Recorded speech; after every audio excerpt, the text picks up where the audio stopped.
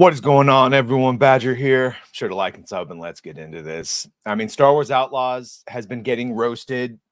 Since inception, it was getting roasted, and then we saw the timeline and the setting and the characters and the gameplay and the bugs and etc., etc., etc. There's nothing of this game except to be roasted. It's not what anyone wanted.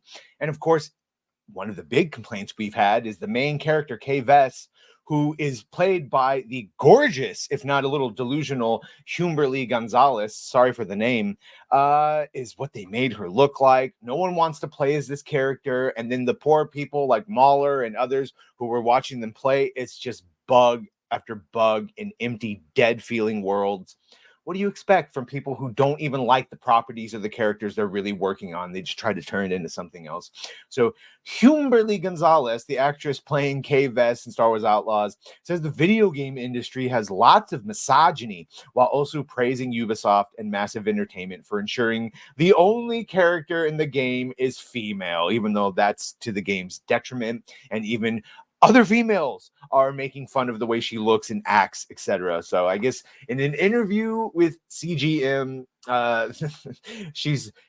they asked her, so our nerdy fandoms, especially things like Star Wars, present very male-dominated, whether that's the creative team or the fans. What's it like to lead the charge on this, both as the creative team and as the voice, as the body of Star Wars Outlaws? To lead this male-dominated universe and have it be women first right now. See how that's working out. How's Acolyte doing for you? The game's main writer, Nikki Foy, responded by recalling a moment. That explains who the main writer is. Nikki Foy. By recalling a moment when she made a lightsaber at Galaxy's Edge and then admitted she wanted to be Han Solo. I just cried very hard the whole time because it was just like this brand meant so much to me, and I didn't have someone like Kay to really see myself in. There's multiple. Never mind.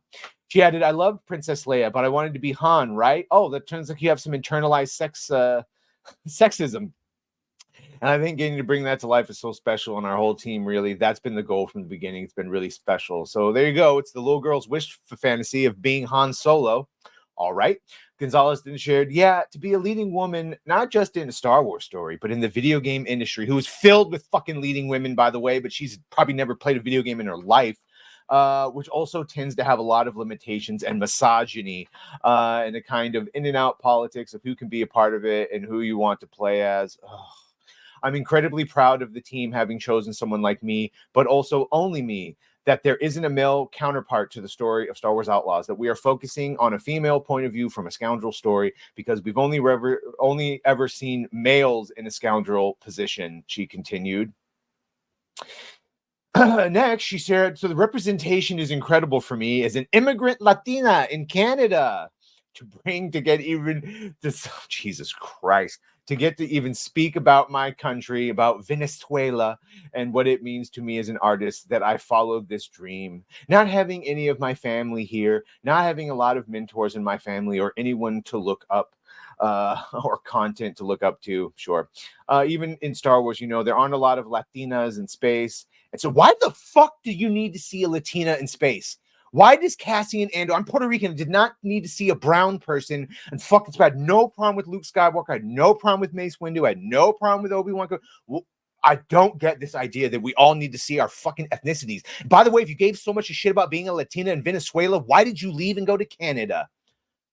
Could it be that Venezuela is a shithole? Oops, I said it. Anyway, even Star Wars are a lot of Latinas. Yeah, okay. So that's what Star Wars is to her. She gets to see someone who has her melanation color. Then she bizarrely posited when they go, oh, this is a cool character. I wonder where they're from. And then they do this research. I just want people to feel seen. You understand that there's no Latins in space. There's no Mexico planet. There's no Venezuela planet. There's no Puerto Rico planet.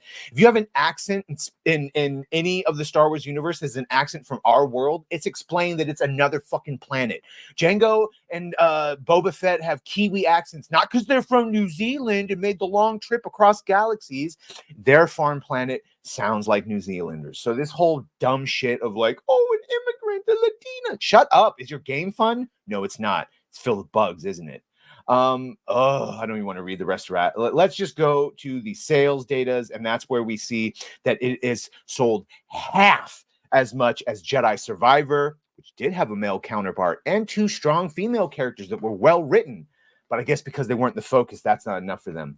Launch sales 55% lower than what Jedi Survivor did, and 15% bigger than Ubisoft's last game, Avatar Frontiers of Pandora. And considering how much that flopped, that is a very low bar that it should be easy to hop over. So it turns out there may be some missing data from the physical numbers, so it's worth waiting to the end of the week when the digital stats are in, which is just genuinely true. Let me know what you think about this. If you played this game at all, have any desire to play it? And have you been watching people? Because the couple of people that I have watched played it, dear God, I'd rather go watch Rings of Power. I know, I said it. Anyway, let me know what you think. Be sure to like, share, and sub. If you have done that, thank you. If you're gonna do that, thank you. And well, bye.